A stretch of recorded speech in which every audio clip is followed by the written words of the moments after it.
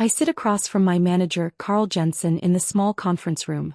The fluorescent lights buzz overhead and my stomach churns with anxiety. Carl slides a printed report across the table toward me, his expression cold and professional. "Lena, we need to talk about your performance," he says, tapping the report with his pen. "These numbers are concerning. Your completion rates are down, your project deliveries are delayed, and frankly, the team has been complaining about working with you." My hands go cold. "What?" "Carl, I've been pulling 12-hour days for months. I just delivered the Morrison campaign 2 weeks ahead of schedule. That's not what the data shows."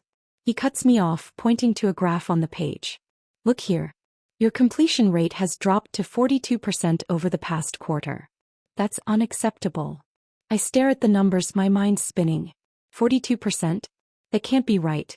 I've completed nearly every project assigned to me. I don't understand. These numbers don't match my records. Carl leans back, his smile turning patronizing. "Lena, maybe this role just isn't a good fit for you. Some people aren't cut out for the pressure." My throat tightens. "Are you saying I'm being let go?" "Not yet. But we need to see significant improvement." He slides another paper toward me. "Consider this your warning." That night I could barely sleep. Carl's words echo in my head. The numbers don't lie. But something feels wrong. I've always been meticulous about tracking my work, documenting everything in our project management system. At 2 a.m. I gave up on sleep and opened my laptop. I log into the company's performance dashboard, the system that tracks all our project metrics automatically. My hands shake as I navigate to my profile. I pulled up my completion rates for the past 3 months. The system shows 87%.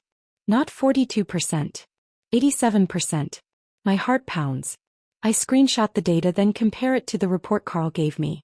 The projects are the same, but the percentages are wildly different. In Carl's version, successful projects I completed are marked as incomplete or reassigned. I click through more data. The Morrison campaign, the one I delivered early, is credited to Wesley from the design team in Carl's report. The Brightstone social media project shows as abandoned, but I have emails proving I completed it last month. Someone has been editing my performance data. And the only person with access to modify these reports is Carl himself. My stomach drops. He's not just wrong about my performance, he's deliberately sabotaging it. I spent the next day gathering evidence. I export my original project files, save email confirmations from clients, and screenshot every metric I can access.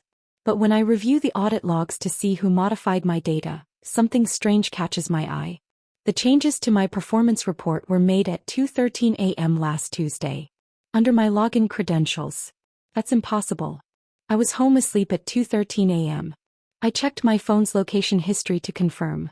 Yes, I was at my apartment, nowhere near the office. Someone accessed the system using my account when I wasn't there. I forward the audit logs to myself, then head down to IT on the 3rd floor. The department is quiet. Most people are at lunch. I find Wesley Park, a systems administrator I've worked with before, at his desk. "Wesley, I need help with something. It's confidential." He glances around, then nods. "What's up?" I show him the audit logs. These edits were made with my credentials at 2:13 a.m. But I wasn't logged in. I wasn't even awake. Is there any way to verify who actually made these changes? Wesley's expression grows serious as he examines the data. He pulls up additional logs, his fingers flying across the keyboard. After several minutes, he leans back and whistles softly.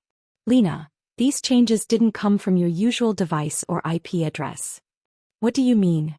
I ask, leaning closer to Wesley's monitor. He points to a string of numbers on the screen. "This IP address belongs to an admin override account. Someone with elevated permissions accessed your profile remotely." "Who has admin override access?" Wesley hesitates, then speaks quietly. "Management level and above. Your manager would have it." My blood runs cold. "Carl requested admin access? Let me check." Wesley navigates through security requests. His face pales. "Yeah. Last week, Carl submitted a request for temporary admin privileges.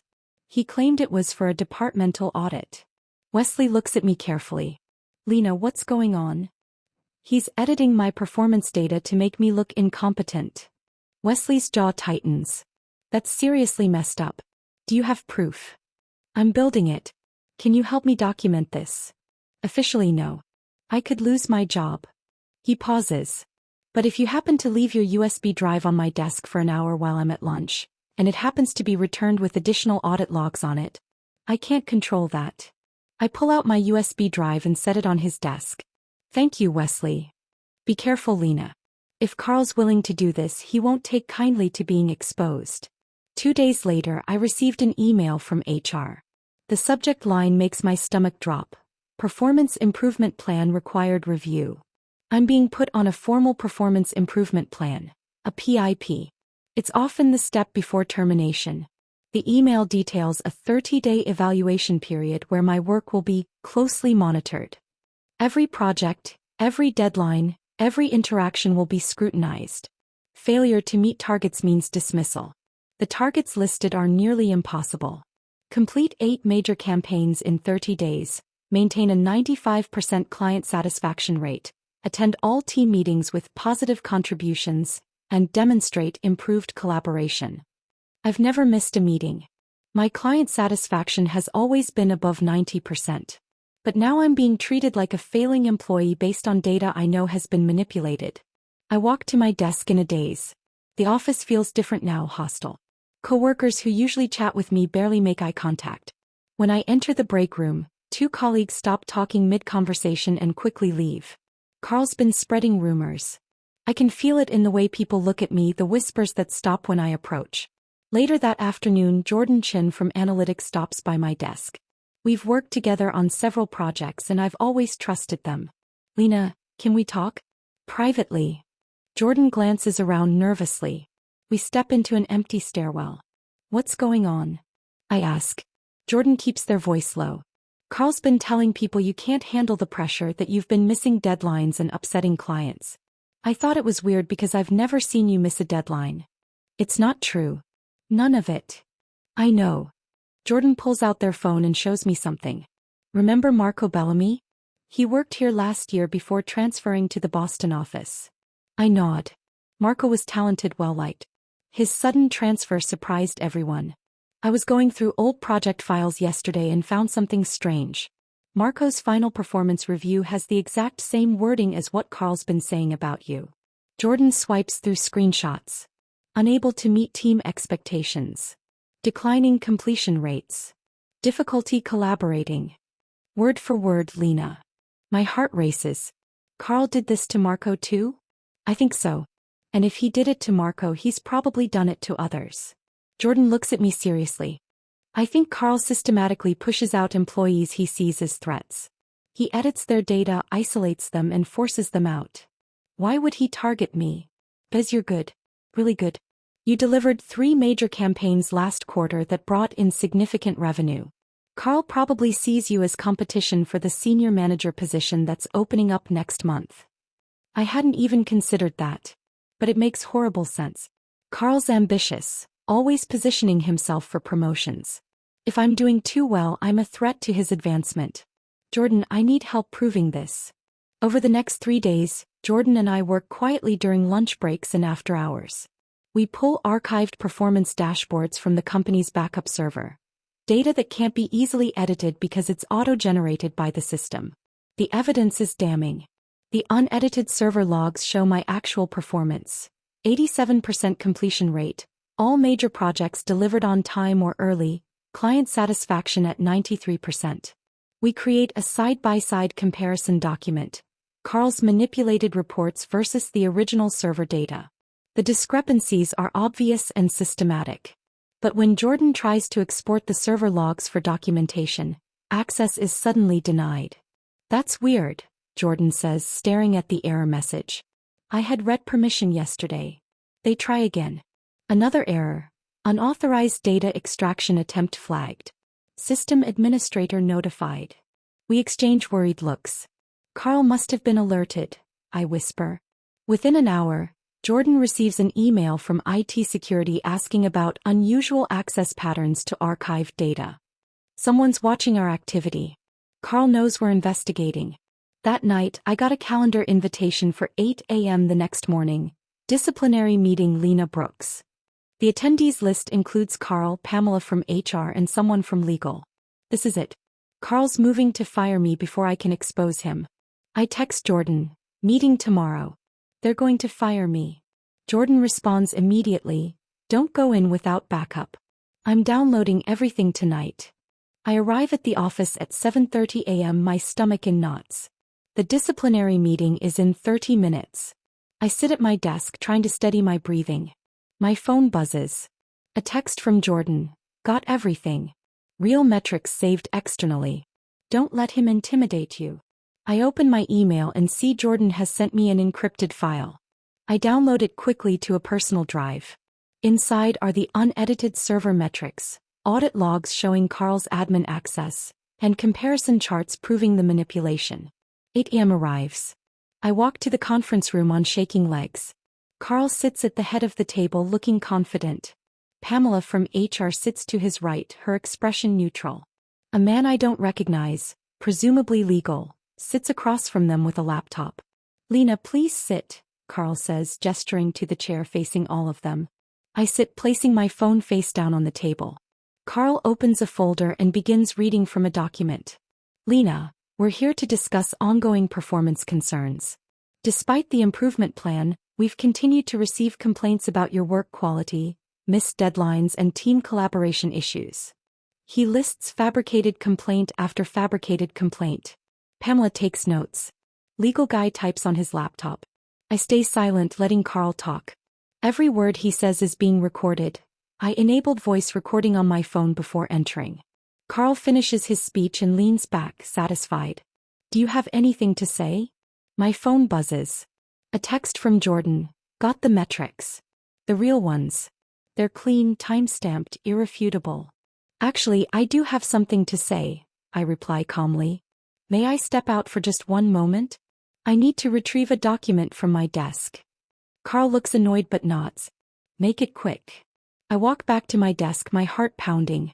I open Jordan's encrypted email and download the full evidence package to my phone. The file includes original server metrics showing my real performance, audit logs with Carl's admin access timestamps, side-by-side comparisons of manipulated versus authentic data, historical patterns showing he did the same to Marco and 2 other former employees.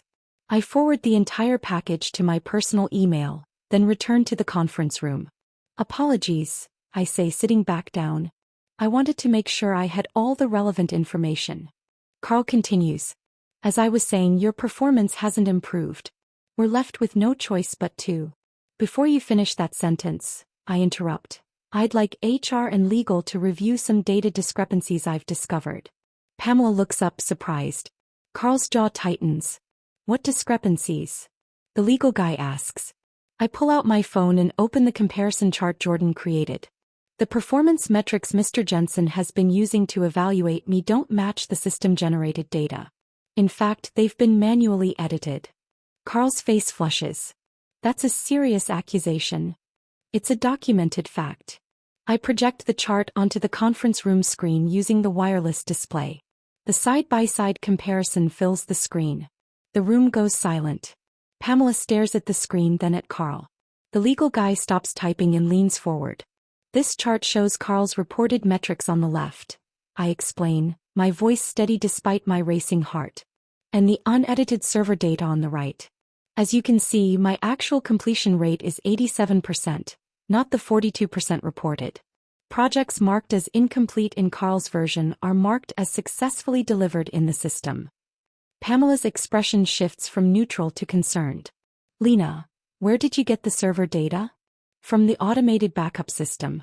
It generates performance reports every week based on actual project completions, client feedback, and deliverables. This data can't be manually edited. It's automatically populated. Carl stands abruptly. This is ridiculous. You're clearly manipulating these numbers to avoid accountability. The audit logs prove otherwise, I say, pulling up another document. Every change to my performance file is time-stamped with the user ID and device information. According to IT security, modifications were made to my records at 2:13 a.m. last Tuesday using admin override credentials. I show them the audit log. Carl's face goes pale. My login credentials were used, I continue, but IP tracking shows the access came from an admin account. Only management has admin override privileges. The security request shows Carl requested temporary admin access last week for what he called a departmental audit. The legal guy is now taking very detailed notes. Pamela looks furious. This is absurd. Carl tries again. Is it? I pull up one more document.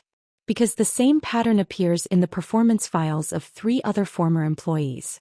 Marco Bellamy, Whitney Foster and Kenneth Park. All of them left the company after receiving poor performance reviews that contradicted their actual metrics. All of their files show the same manual editing patterns, the same timestamp irregularities, and the same admin access from your account. Pamela stands up. Carl, I need you to step outside. Now. Carl's confident facade cracks. Pamela, she's clearly fabricated this. Outside. Now. Pamela's voice is ice. Carl leaves, his face red with anger and panic. Pamela turns to me. Lena, I need you to send everything you just showed us to my email immediately. And I need you to not discuss this with anyone until we've completed an investigation. Of course, I say.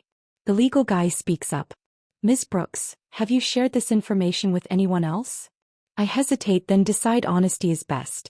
One colleague helped me access the archived data. Jordan Chin from Analytics. They noticed discrepancies and helped me document them. Pamela nods. We'll need to speak with them as well. But Lena, if what you're showing us is accurate and preliminary review suggests it is, this is a very serious matter. They dismissed me from the meeting. I walk back to my desk on shaky legs, adrenaline still coursing through my veins. Jordan appears at my cubicle. How'd it go? I showed them everything. Carl looked like he was going to be sick. Jordan grins. Good. That manipulative. Lena Brooks? Jordan Chin. A voice interrupts. We turn to see Pamela approaching someone from security. We need to speak with both of you. Separately. They interviewed me for 2 hours. I walk them through everything. How I discovered the discrepancies, how Wesley from IT helped me identify the admin access, how Jordan helped pull the archived data. I show them emails, timestamps and screenshots. Everything. When they're done, Pamela's expression is grim. Thank you for your cooperation, Lena. You're being placed on paid administrative leave while we investigate. This is standard procedure. It's not a punishment. What about Carl? Mr. Jensen is also on administrative leave pending investigation. She pauses. Lena, I want you to know that if these allegations are confirmed, there will be serious consequences.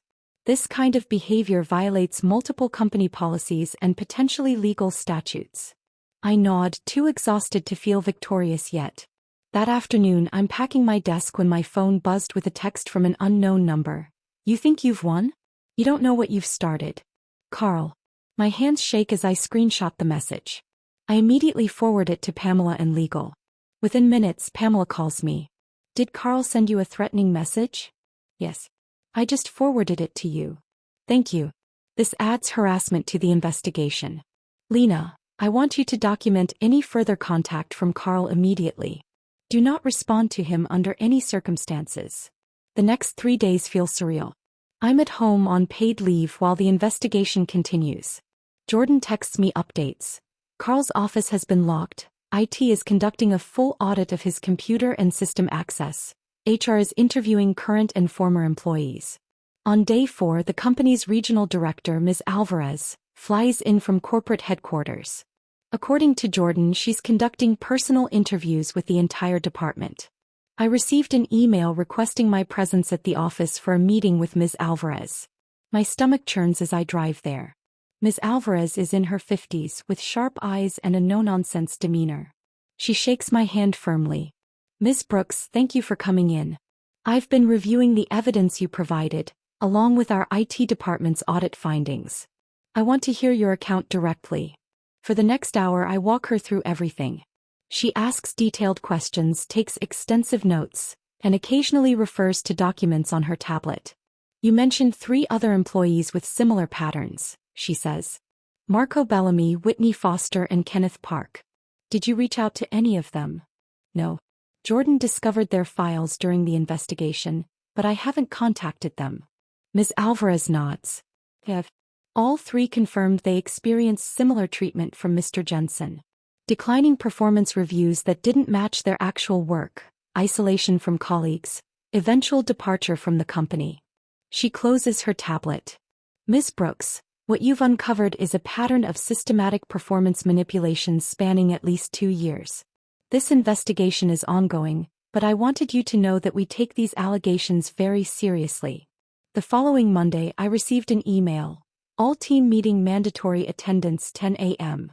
Jordan texts me, this is it. Alvarez is addressing everyone. I arrive at the office nervous and uncertain. The conference room is packed. Carl is noticeably absent. So is Pamela's assistant Wesley Park, a woman I don't know well. Ms. Alvarez stands at the front of the room. She waits for everyone to settle, then begins.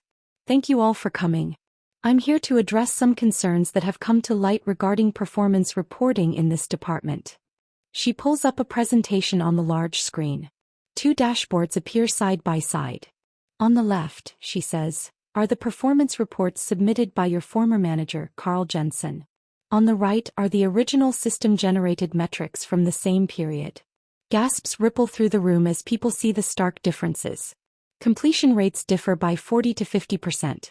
Projects are credited to different people. Timelines are altered.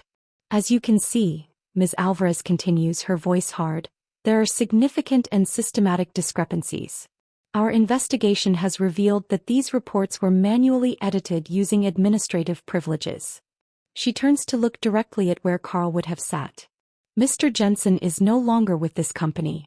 He has been terminated for cause, effective immediately for performance data manipulation, employee harassment and violation of company integrity policies.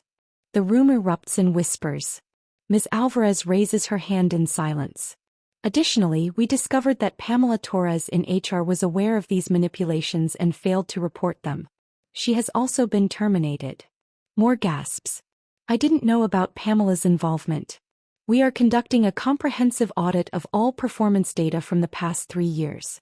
Any employee who believes their reviews were inaccurate should contact the investigation team. Ms. Alvarez turns to face me directly. I want to publicly acknowledge Lena Brooks, who brought these irregularities to our attention.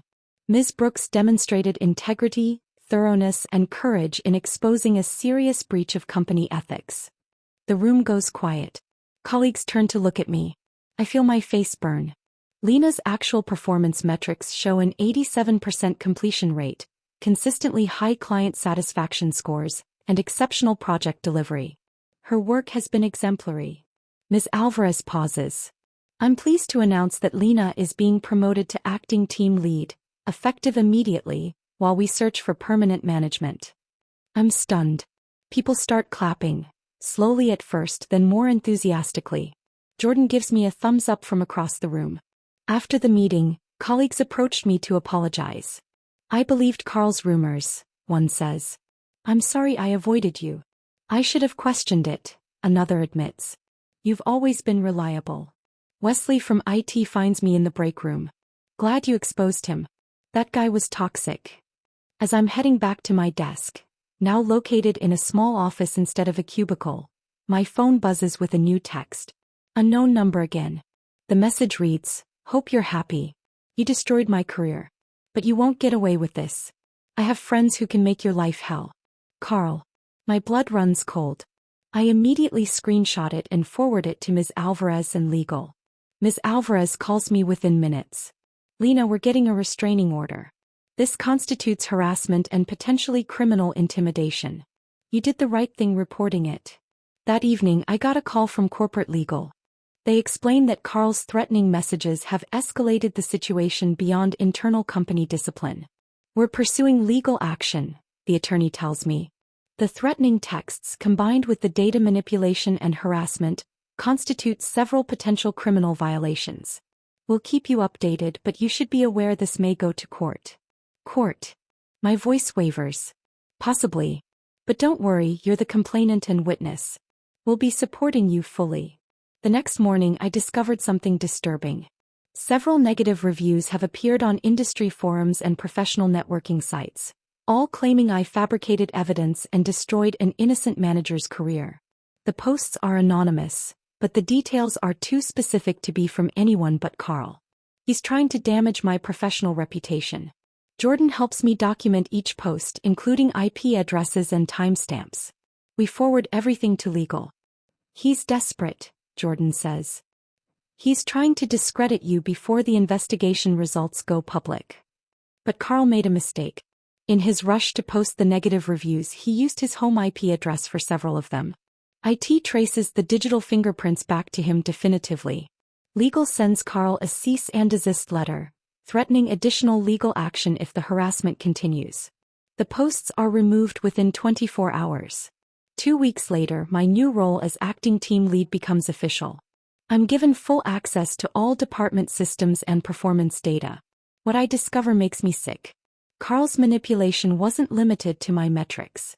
He systematically altered data for at least 8 employees over 2 years. Anyone who performed too well, threatened his position, or questioned his decisions received negative performance reviews built on fabricated data. The pattern is clear. Target high performers, isolate them socially, edit their metrics, place them on improvement plans and force them out before they could challenge him. I compile a comprehensive report for Ms. Alvarez. She forwards it to corporate leadership, and the investigation expands to include Carl's entire tenure. Former employees are contacted. Several confirm they left because of Carl's treatment. Some are considering legal action against the company for wrongful termination based on falsified data. The company offers settlements to Marco, Whitney, and Kenneth. All 3 accept and receive compensation for lost wages and damage to their careers. But there's another discovery that shocks everyone. Carl's girlfriend Amy Foster works in HR. She's the one who helped Carl gain admin access and who ignored red flags in his performance reports. IT finds evidence that Amy used her HR credentials to access restricted files after hours, downloading data that Carl later manipulated. She covered for him, deleted complaints against him, and warned him when employees raised concerns. Both are now facing potential criminal charges for fraud and conspiracy. The corporate investigation concludes with a 30-page report detailing systemic management failures. The findings are damning. Carl manipulated performance data for 8 employees. Amy facilitated the manipulation and obstructed internal complaints. Combined, they cost the company approximately $400,000 in settlement costs, legal fees, and lost productivity. The manipulation created a toxic work environment that damaged team morale and drove away talented employees.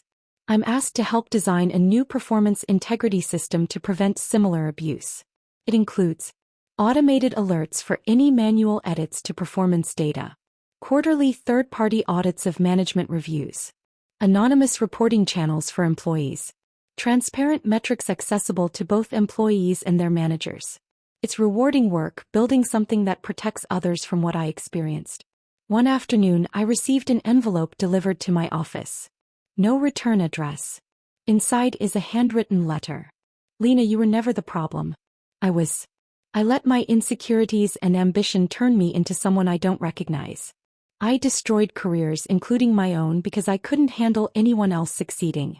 I'm sorry for what I put you through. You deserved better. Carl. I stare at the letter for a long time. It's not enough. An apology doesn't undo the damage, the stress, the fear. But it's something. I file the letter with legal, then return to my work. 3 months later, I'm officially promoted to team lead permanently. My team has grown from 5 to 12 people and morale is higher than it's been in years. We implement new processes, transparent performance tracking, regular one-on-ones where employees can raise concerns, collaborative goal setting, and peer reviews to supplement manager evaluations. The difference is remarkable. People who were quiet under Carl's management now contribute ideas freely. Projects that would have taken weeks under the old system are completed in days because people aren't afraid to ask for help. Jordan becomes my deputy lead. Together, we build a culture focused on actual performance, not manipulated metrics. One morning, I received an email from Marco, one of the former employees Carl targeted. Lena, I heard what you did. Thank you for exposing Carl. I spent a year thinking I was incompetent, that I'd somehow failed. Finding out my metrics were manipulated was painful but also validating. I'm back in the field now with a company that values my work. I owe you for standing up when I couldn't. Marco. Similar messages arrive from Whitney and Kenneth. Their gratitude is overwhelming and humbling. My work on the integrity system gets attention from corporate leadership. I'm invited to present at a company-wide conference on ethical management practices. Standing on that stage looking at hundreds of employees, I think back to that first meeting with Carl. The way he slid that falsified report across the table. The way he smiled when he said, "The numbers don't lie." But he was wrong. The numbers do tell the truth when they're real. 6 months after Carl's termination, I'm reviewing our team's quarterly performance dashboard. Every metric is transparent, verified, and accessible to the entire team.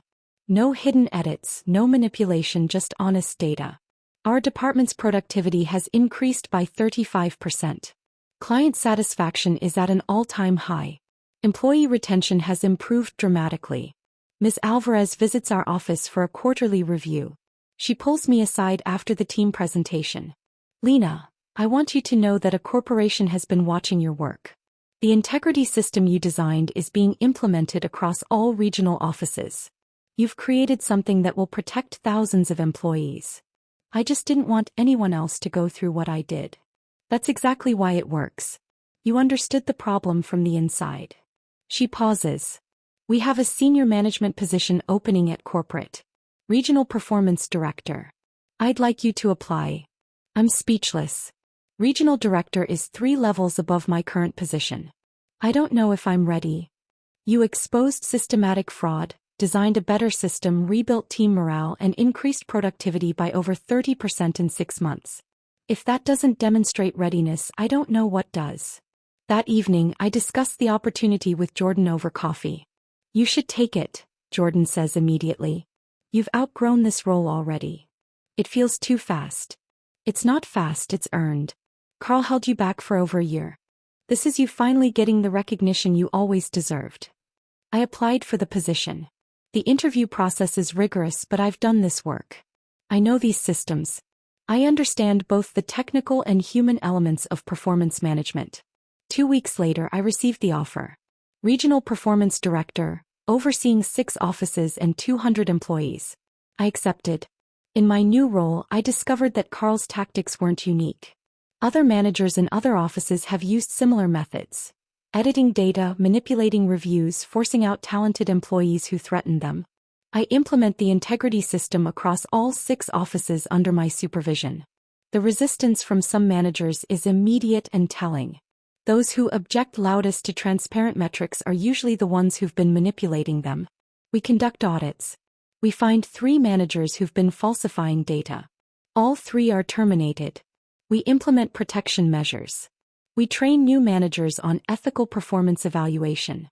We create support systems for employees who report manipulation. The work is exhausting but meaningful. Every system we fix, every manipulative manager we remove, every employee we protect. It matters. One afternoon, I received a call from Wesley, the IT administrator who first helped me discover Carl's fraud. "Lena, I wanted you to know, what you did changed things here. People aren't afraid to speak up anymore. We've had 5 employees come forward about manager misconduct in the past month. All of them said they felt safe reporting it because they saw how the company handled your case. That's the real victory. Not my promotion, not Carl's termination, but the cultural shift. Employees knowing they can report problems without being destroyed for it." A year after exposing Carl's fraud, I'm interviewed for a business ethics podcast. The host asks about the experience.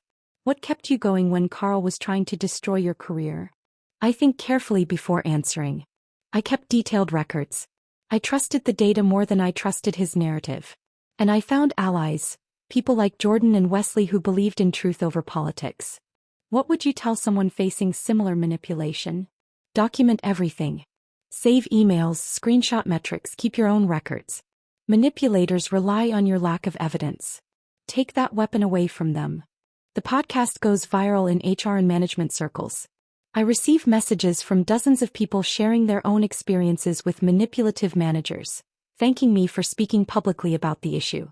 Several universities reach out asking me to speak to business students about ethical leadership. I accept, turning my painful experience into teaching opportunities. At one university lecture, a student raises her hand. How did you handle the emotional toll? Knowing your manager was actively sabotaging you. Honestly, it was devastating. I doubted myself constantly. I questioned whether I was imagining things. The gaslighting was worse than the metrics manipulation. I pause. But I had evidence. And evidence doesn't lie even when people do. That's what saved me, trusting objective data more than subjective opinions. The student nods, taking notes. Others do the same. I'm teaching the next generation to recognize and resist the Carl Jensens of the world. Carl's legal troubles escalate. The company pressed criminal fraud charges based on the systematic data manipulation.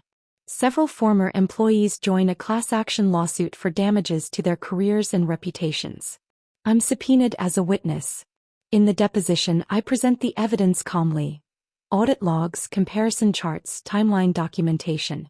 Carl's attorney tries to discredit me, suggesting I fabricated evidence or had personal grudges. Ms. Brooks, isn't it true that you were jealous of Mr. Jensen's success? No. I was concerned about his ethics. You admit you accessed confidential performance data without authorization? I accessed my own performance data, which every employee has the right to do. And when I discovered discrepancies, I reported them through proper channels. You conspired with Jordan Chin to undermine Mr. Jensen's authority. I collaborated with a colleague to document fraud. That's not a conspiracy. That's due diligence. The attorney can't shake my testimony because every claim I make is backed by documentation. Timestamps, audit logs, automated system reports that can't be falsified. The case settles before trial. Carl pleads guilty to reduced charges, avoiding jail time but receiving substantial fines, probation, and a permanent ban from holding management positions in any publicly traded company. Amy, his girlfriend, accepts a similar plea deal. Neither will work in corporate management again. Their careers are over. I feel no satisfaction in their downfall. Just relief that they can't hurt anyone else. 2 years after the initial exposure, I'm promoted again to Vice President of Performance Integrity, a newly created position at corporate headquarters. My role is to oversee ethical performance management across the entire company. 50 offices, 8,000 employees, multiple countries. It's an enormous responsibility. But it's also the perfect platform to implement the systems that prevent manipulation on a massive scale. We launch company-wide initiatives. AI-powered detection systems that flag suspicious data edits. Anonymous whistleblower protections with guaranteed investigations. Regular third-party audits of all management performance reviews. Mandatory ethics training for anyone in a supervisory role. Transparent appeals processes for employees who dispute evaluations. The results are measurable. Employee satisfaction scores increase by 42% in the first year. Retention improves by 35%. Productivity rises across all departments. But the most meaningful metric is this: 0 confirmed cases of performance data manipulation in any office under the new system. 0. We've eliminated Carl's playbook. Industry publications notice. Business journals feature our integrity system as a model. Other companies reach out asking to license our approach.